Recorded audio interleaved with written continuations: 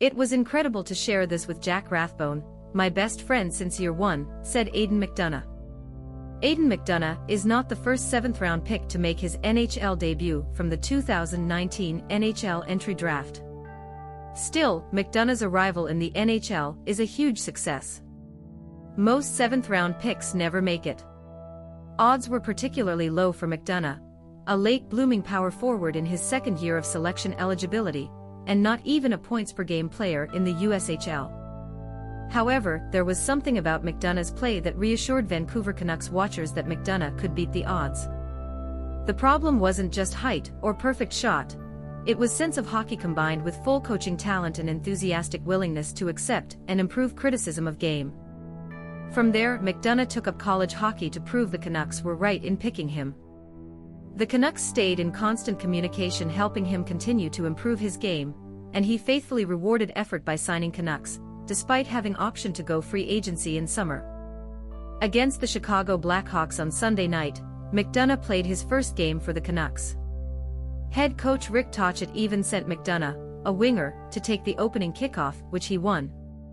"I haven't met in, 6 years," McDonough said with a laugh. After that, after the first shift, it was just hockey.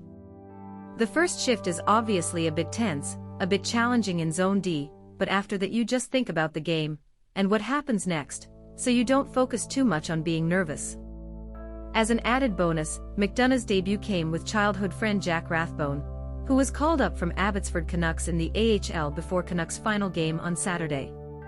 "His father coached me for 12 years, from freshman year to senior high school," McDonough said after his enlistment.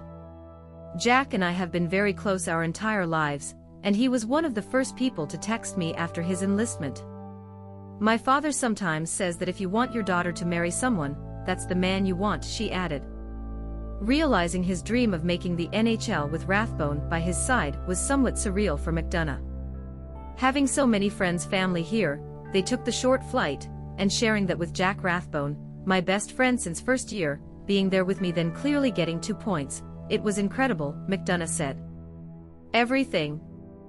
The only thing that made it less than perfect was that McDonough didn't quite hit the scorecard.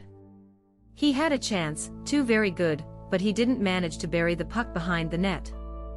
But because he knows McDonough, he will take this as an opportunity to learn once again and become better.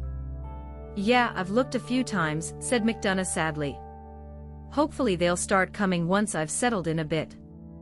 While watching this match, I had a few good looks, especially on my TV." Jack Studnicka is back on the roster alongside McDonough. Both Vasily Podkolzin and Vitaly Kravtsov sat down. Podkolzin had a suspected wrist injury and Kravtsov had a healthy abrasion. It wouldn't be surprising if Kravtsov played a few more matches. Considering they're playing with the brutal Blackhawks, McDonough put up a good game in his limited minutes. Like Simone Anzani, McDonough was all over net for shot attempts, but he also blocked his chances with a strong back check against speedy Lukas Reichel, and his shot attempts were 14v7 the Canucks on ice. This is a quality ice deposit for a player in his first NHL game. The Canucks had some strong changes in first period, including a 207 shift for Quinn Hughes, who spent almost entirely in the offensive zone, and zipped Blackhawks like a stuffed scorpion. They couldn't figure out Petr Mrazek. Reese Johnson's terrifying kick to Kyle Burroughs from behind gave Canucks a good chance to open score in power play, but instead they scored a short goal despite having 2 defenders on ice. In fact, both defenders blocked more than they helped. Philip Hronek came out to challenge Connor Murphy at this point, but couldn't block his shot. Quinn Hughes Colin got in front of Delia as Murphy shot, eyed Delia and blocked her view. Disc with its goddamn opacity. It took last minute of the second period for Canucks to beat Mrazek. When they finally did, it was an inside job, like Dennis Nedry stealing dinosaur embryos.